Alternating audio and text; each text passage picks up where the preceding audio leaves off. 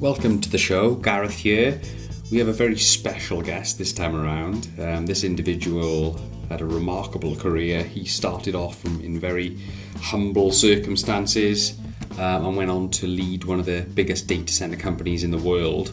And the story in between is quite inspirational and very entertaining. We then move on to the coronavirus situation and the situation we're all in, which he offers some advice on, and we cover some really interesting ground around this. A really thought-provoking and value-filled interview. I hope you enjoy it. It's Michael Tobin OBE. Michael, thank you for coming on the show.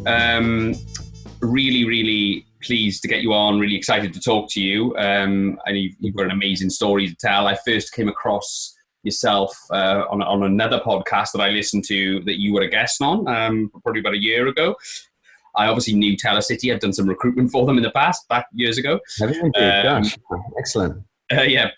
Yeah, so I knew of Telecity and I knew about the organization and stuff. I kind of wondered what happened to them, and then obviously I listened to the podcast and things, and they kind of filled that gap in. But obviously I was more drawn to your story. I was more drawn to the journey you've been on, which I thought was fascinating. And then when I found out what you were doing more recently, and we can talk about this later, I was like, wow, this guy's like a bionic man. So basically, so we can cover that as well. So tell us about your journey then from sort of, I know you grew up overseas in Zimbabwe, was it? Yeah, that's right. So I was born in the East End of London, in Bermondsey, and my father was quite a violent chap. He was one of 9 brothers that were a gang back in the craze time. And he was quite violent to my mother. So when we had a chance to escape back when I was 7 years old, we effectively ran away to Africa. But what we didn't realize was we were going into a country then called Rhodesia, now called Zimbabwe, which is about to start a civil war. So, thinking we were going to escape violence, we ended up walking into the face of it, and we were petrol bombed and shot at many times. One of them actually got me in the leg. Wow. But at the age of 12, we managed to get back out of Africa and back to the UK, and they took everything from us at the airport as we were leaving, literally all our clothes, our luggage, our jewellery, our money, everything, and basically we came back to the UK as refugees coming back into our own country, and so we ended up living in a squat in Stockwell in London for 2 years, and we survived by we were a condemned house in a row, and we would break into the other condemned houses waiting for demolition and find things that people left that they didn't want, and mainly people would leave upright pianos, and we would tune the pianos up and roll them down the Old Kent Road and sell them for £20 each in East Street Market. So that's how we kind of survived for a couple of years. And then I got an apprenticeship as a electronic engineer at the age of 16. I left school and got the apprenticeship with a company called Rockwell. And I used to repair robots and industrial robots. These are things that sort of automate packaging, make decisions on sort of production lines, that sort of stuff. And used to sit there with an oscilloscope and circuit diagrams and change chips. When back in the day, when you change chips, and now you just throw boards away. But in those days, the boards were expensive, and you changed the chips. So then managed to get punching above my weight. Always applied for jobs that I knew that I had no experience at, and I was always sort of pushing my own boundaries and assuming that I could learn how to do it on the job. And managed to get a role in a French computer company's UK subsidiary in Putney in London, and then again was very lucky because I just started there as a technical director, believe it or not, at the tender age of about 20. And I was flicking through the yellow pages because there wasn't anything to be technical about. I hadn't sold anything. So I found the name of a computer reseller actually in I think it was Baglan in Wales. Actually, can't be far away from you. Too far. And basically they used to sell the Commodore 64 and the and the old the BBC computers, and they were looking for a new range. And I just phoned them up out the blue, started chatting to them, and they placed an order for 100 units. Now, this caused complete panic in France because they'd never sold any English units before, and they didn't know how to build a QWERTY keyboard. So just at that point, my CEO at that time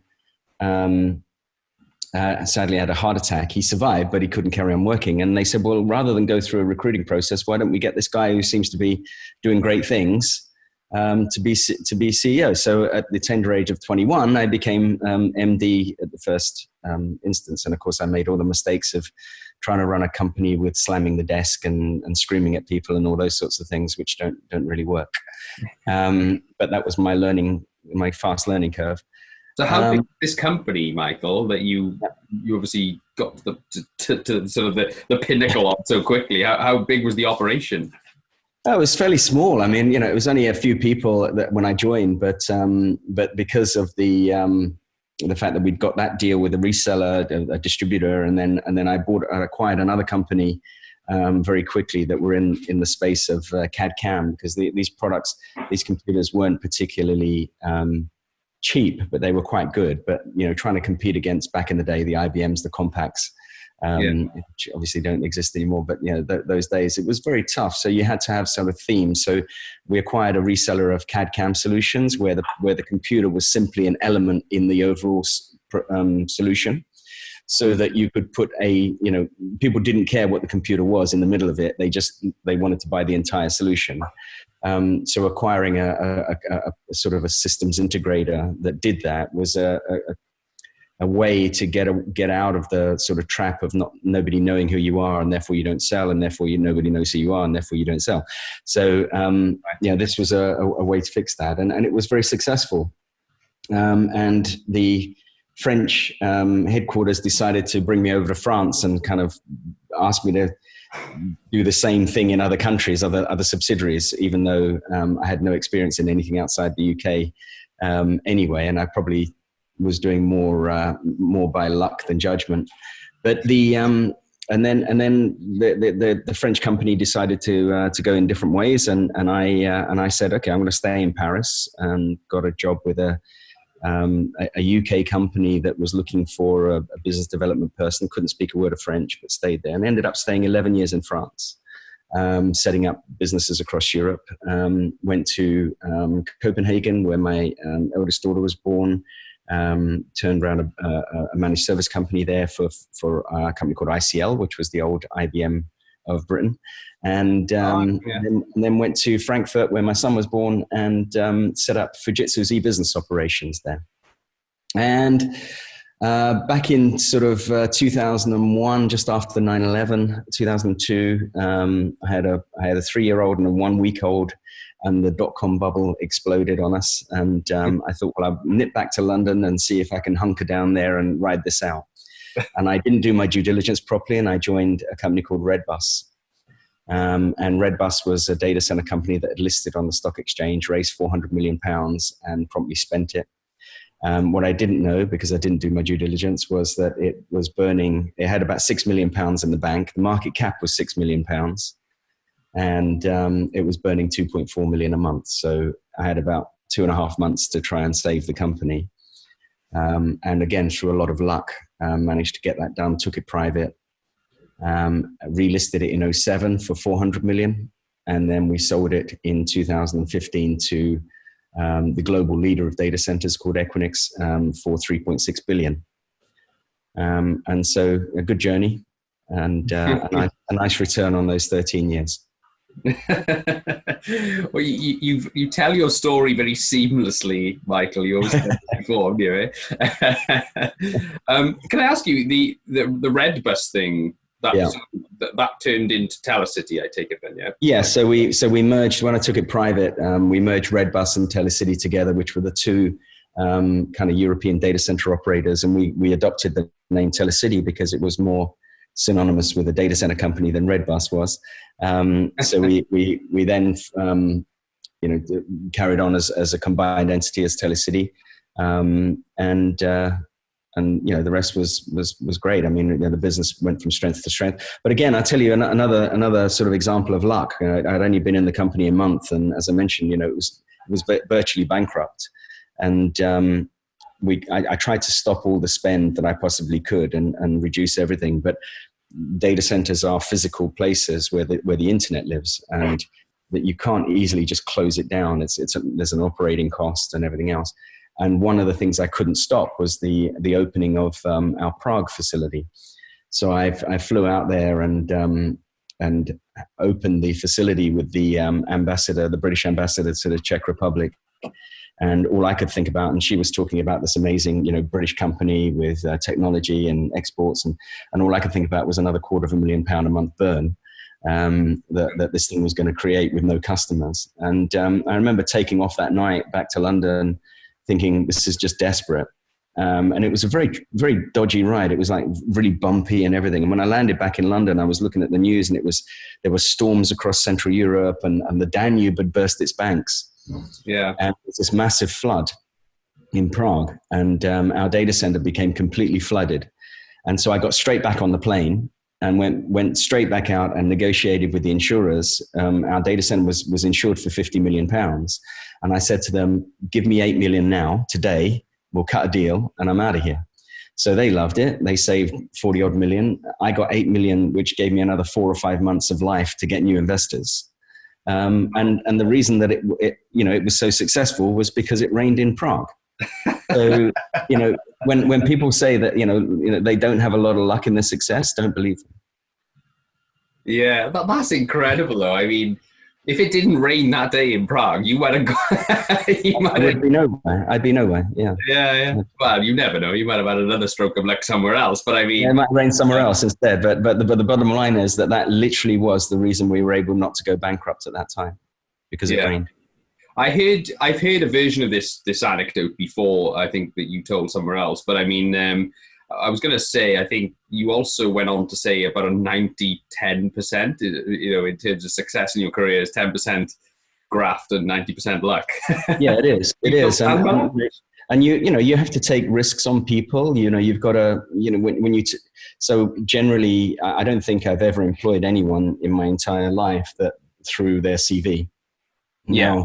Now, I've often had people triage people via a CV, but when it comes down to me to make a decision on someone, I've never looked at what people have done. I've only looked at the character that they have, because I'd rather have someone with the right attitude than the right skill set, because I can train a skill set, but it's really, really hard to train attitude. So if you can if you're lucky enough, again, to find a lot of people with the right attitude, then you can create a fantastic team. And that fantastic team allows you to exploit luck, exploit opportunity. Yeah. So the most important thing about success in business in all cases is having people with the right attitude around you. And I think when you look at when you look at sort of how the world is, the rate of change, if you like, is getting faster. So what worked yesterday will almost certainly not be the case tomorrow, and probably won't be today.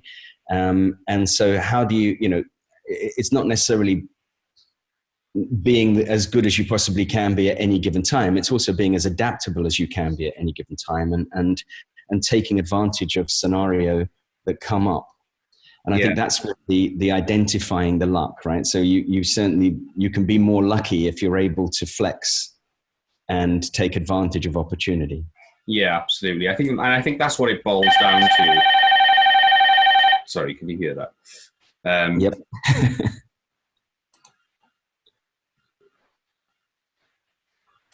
Oh yeah, no, don't worry. As I was saying, so I think it's about exploiting opportunity. And I think with the difference between somebody like yourself and somebody who doesn't really progress in their career is the fact that you obviously get the opportunity and capitalize on it and make something of it. Okay.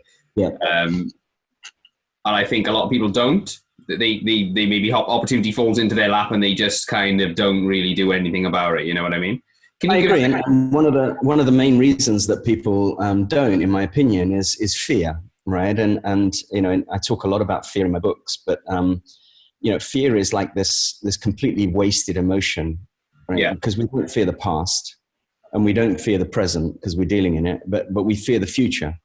And we actually apply worst case scenario to the future always. That's why we have this fear of things going wrong. And in reality, right, there's either, if you have a view of the future which you're afraid of, quote unquote, then there's either something you can do about it or there's nothing you can do about it, right? And if there's something you can do about it, you should do it, right? In which case you're not being afraid of it, you're actually dealing with the issue. Or there's nothing you can do about it, in which case why be afraid of it and worry anyway, right? So it's going to happen. So the point is that worry and fear is like paying interest on a debt you haven't drawn. Right? Yeah. Because you're not doing anything with the value of the money, you're just paying interest on it. You're just getting the negatives. So having a sort of an approach to the future which says, if I can deal with it, I will deal with it. If I can't deal with it, there's nothing for me to do. Therefore, I just get on with my present and take it as it comes. And this is where I talk a little bit about, in one of my books, about a lesson that I gave my management team at Telecity. That when I told them we were going to merge Telecity and Redbus together, of course, in their eyes, consolidation means 2 people, 1 job, right? And obviously, oh my God, there's going to be redundancies. We're worried. And so I took them up to Scotland, and if on the old Forth Road Bridge across the Firth of Forth, if you go northbound, there's an aquarium in the Firth of Forth. Actually, when you double back on yourself when you come off the bridge, and it's massive. You don't realize you're in an aquarium because it's so big and it's right on the sea. But I took them there and I said 2 by 2, can you please get into your wetsuits, put your breathing apparatus on? And they said, we thought we were coming to a whiskey tasting. And they were very concerned, but they did it. And then I said, please get in the water. And as they started to get in the water, they could see this shark fin in front of them coming towards them. And there were no cages, no nets, and they had to go swimming with sharks. And these were big sharks, proper sharks. And they had to go to the bottom, and they were absolutely petrified. They were swearing at me, but they all did it. And so when they came out, I said to them, look, how did you feel when you realized what you were about to do? When you saw that shark fin in front of you and realized you were in the water with it? And they said, I was absolutely terrified. And I said, okay, well, what were you terrified? Well, because they thought the shark was going to kill me. Okay. So how did you feel when you were on the seabed and the sharks were literally 1 foot away from you, but weren't doing anything? Well, I was still terrified, but it was exciting in a way. And kind of, I was managing the situation. I said, how did you feel when you got out? And they said, well, life-changing experience. I don't want to do it again, but it was a life-changing experience. Amazing. And I'm so happy I did it. I said, well, okay, well, every time you've got a scenario where in front of you, you suddenly fear something that's about to happen. First of all, you're always overestimating the negative, right? Because you didn't get eaten. Secondly, when you're going through it, you're probably going to learn an awful lot about yourself, right? And how you deal with stuff. And thirdly, when you get out of it, you're going to be a better person for all that experience. So these scenarios are simply, if you can project yourself to the end and look back, you'll realize how valuable these, what we call negative situations are. And we shouldn't worry about them. The negatives are simply the barrier between the people that can learn from them and take advantage of them and the people that can't.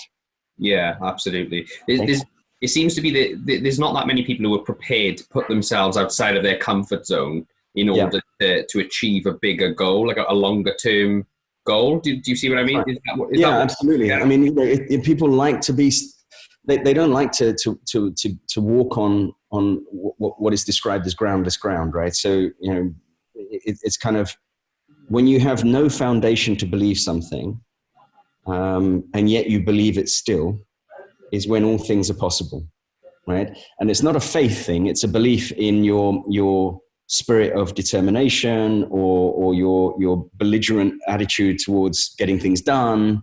Yeah, and all the things that people tell you as to the reasons why something won't work. Yeah, are simply the barriers, the hurdles that once you're over are between you and your competition. Yeah, absolutely. So I wanted to ask you about this, Michael, but I was trying to bring it in at the right time, and I think this is it. Okay, so you've obviously been in some very high pressure situations. You're clearly somebody who likes to push yourself outside of your comfort zone. You're clearly somebody who likes to capitalize on opportunity. Where does this come from? Are you some sort of stoic you're very stoic and philosophical in the way you talk about things. Where does it intrinsically come from? I think there's probably something about my upbringing that has given me the ability to continue to drive on and to not accept failure. I don't accept that things can't be done. If I believe they can be done, then I'll, getting knocked down isn't an issue. And when I was at the French computer manufacturer, I happened to, the sales guy was Brian Adams' cousin, the singer. Yeah. Which is another story. But basically he taught me he was a very wise sales guy. His name's Ian Watson. And he taught me that, he said, imagine you're a broom salesman, right? And your brooms are kind of, they're a good broom. They're reasonably priced. But you also know, because the broom company is a family company of 150 years old. And so you've got all this data, all the statistics. So typically you need to knock on 100 different doors before someone buys a broom. That's been the case, and it's tradition, and that's what you're going to have, right? So you come across a terraced road, and the first door you knock on, and out of that terrace road of 100 doors, you've got 98 of them are going to have a broom already. One of them's not going to have a broom but can't afford yours. But one of them is not going to have a broom and can afford yours and is going to buy it, right? So you start knocking on door number one. It doesn't matter where you start. But the first door that opens, you say, hi, I've got a broom. And they go, no, get out of here. Now, instead of being forlorn and upset about that, you go, yes, because you're one step closer to your sale. But by definition, you have to go through 99 no's before you get a yes. We've already established all that. That's the fact. So the quicker you can get through them, the quicker you get your sale. So essentially, looking at a negative as a positive is really, really important, right? So it's undeniable. I mean, here's a question, right? So do you have people in your life that you don't like? Yeah, I'd say so. I would say so as well. I reckon most sort of adults have grown up through times of not liking many people, right? And your style and your culture attracts you to certain people and pushes away others, right? So by definition, therefore, there must be millions of people on the planet that probably don't like me. By definition, right? Because there's people I don't like, so forcibly the argument would go the other way. So therefore, if someone doesn't like you, if you're receiving a negative vibe, don't treat that as a bad thing. That's just normal. It's part of life. Yeah, right? absolutely. And so looking at things and beating yourself up because somebody says something negative on social media, well, that's their right. We live in an open society, and it would be a really boring world if everybody just was the same and liked each other, and you can get on with people. And there are many times where there were people in my teams that I could see I would choose not to be a friend of, but they were a great team member, right? They would do their job, and obviously as much as possible, I try to bring work and life together. So I like to make sure that the people I'm working with and spending a minimum of a third of my life with, right, that should be people I like and what I call friends, or and my second book talks about how work-life balance doesn't exist and how you have to integrate them to actually be good at both of them rather than try and be good at one at the expense of the other. Yeah. But I think every now and again you come across people that don't fit that, but it doesn't mean to say they won't do a good job for you. I agree. And I have to say as well, it's also a case a lot of the time of not judging people too quickly, because some of the people who I got on best in my working life have been people who I've initially not got along with. But then once you scratch beneath the surface and you generally become friends with these people because you misunderstood them early on, So I think it's... Well, I think the one thing, and I agree with you there, and I tend to go a lot on gut feeling early on, right? But not rarely, occasionally, I've been wrong on those first impressions, and I've learned to do exactly what you say there is that you give people a second chance at the very least, and one of the reasons why you change your mind about people is because you learn to trust them. right? And working with them or engaging with them, they do what they say they're going to do. Or they don't do what you initially perceive them to be capable of, or whatever, right? But it ends up with you building trust. Yeah, certainly. And that's why, when I recruit people, I'll look at an attitude, because that's all I look at when I have a conversation about the weather, about, anything other than work when I interview someone. And then I just say, can I trust this person, right? And they'll say to me, I have no idea. If I say to them, I want you to do this, they may come back to me and go, like, I have no idea how to do that, but I'll find a way. And then you trust them to do so. And I think that's a really, really important point. So, trusting people's ability to follow through, or their commitment, is far more important to me than buying someone with skills. That's right. That's what I found anyway. And loyalty, I think, as well, is really important, right? And again, bearing in mind that work and life are so intertwined. Yeah, I'm working from home at the moment, so I think more and more we're going to realize that work and life is intertwined, and we shouldn't be trying to separate them as two separate things. And therefore, loyalty in our personal lives is really important to us. Well, it should also be loyalty in our business life as well. Yeah, certainly. So, pulling this into the situation we're in right now, then, there's a lot of disruption going on right now with coronavirus. Businesses are on lockdown. Businesses are, I know us, we've got customers who've just put out all their holds on all their sort of, because we do IT projects and we do recruitment as well, and it's all just gone quiet. And I know a lot of companies in our sector are struggling. I know travel agents, for example, are having to take 50% pay cuts, and some of them are just have to take sabbaticals and things like that. Well, how do you see this playing out over the next month or two? Is this going to take us into a recession? Yeah, I think it's going to get worse. It's going to get worse before it gets better, right? I mean, the fact of the matter is that I believe that we're highly likely to have a 80+% take up on this. So in other words, almost everybody is going to get some strain of this virus over the next months. And I think that if it's going to take a year for a vaccine, in that year, then everyone's going to get it, and the immune systems are going to kick in, and we're going to build immunity, or the most vulnerable in our communities are going to suffer. And I think both of those things are an inevitability. And just as we've come to terms now with the flu, and I know people are saying it's poo-pooing it to liken it with the flu, but actually, 10,000 people died last year of the flu in the UK. And, that's not an insignificant number. And yet we have a vaccine which, people can get a flu jab at the beginning of the cold season, and, they can immunize themselves as well. But ultimately we see that as part of life. And this is just another virus that's going to end up just being part of our lives once we build up an immunity to it and everything else. Yeah. But in the short term, it's incredibly disruptive. I mean, London at the moment is pretty much empty. And the airlines, I've had four trips cancelled in the last 3 weeks. US, France, Germany, Amsterdam.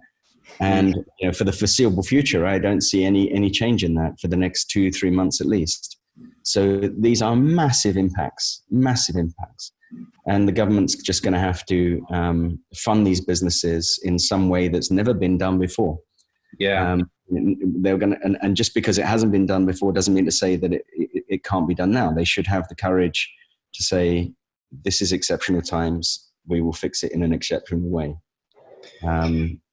So, that's it. I think it's going to have a knock-on effect to everything, though, isn't it? Because if businesses are not generating money because people can't work and customers are not buying, then people are not going to be able to pay their mortgages. So because people live paycheck to paycheck. So and they're not going to, and they won't have, the government won't have tax income because people will not have jobs because they can't work. This is a very, very significant situation that's not going away anytime soon, and is going to get much worse before it gets better. Yeah. So, and this is why I thought it was important to tie it in with what you were talking about, Michael, because it is about focusing, surely, and correct me if I'm wrong, so I'm just trying to represent what you were saying, it's about focusing on what's in your control and not getting too stressed about what's out of your control. Yeah? Correct. Correct. And I think, people, if you look at what people can do, we have actually really good systems to allow us working from home now. So, one can study. If it's a situation where you don't have a job, where are you going to find the income? Obviously, there's structures and benefits and things that will probably be more elaborate going forward than they have been in the past. But also take the opportunity, if we can't go out, to use that time at home and take an online course of something, or find something that you can do without just sitting and being unhappy about the situation. Because if there's nothing you can do about the situation, then there's nothing you can do about it, right? Then you just kind of get on and do something else. Some of that sounds very sort of flippant if somebody's listening to this and sort of thinking, well, my job's gone and I don't know how I'm going to eat. That's very, very difficult, right? But there's a significant sort of delta between somebody that's unaffected by this, and very few of us are, or there's someone that's 100% affected by this. There's areas in between where people are suggesting that we work from home, and some people can work from home reasonably efficiently. So there are people in the middle there that I think should just think about it in a different way, and not be so, not panic about it as much as I think we currently are. As a community, we are really panicking at the moment.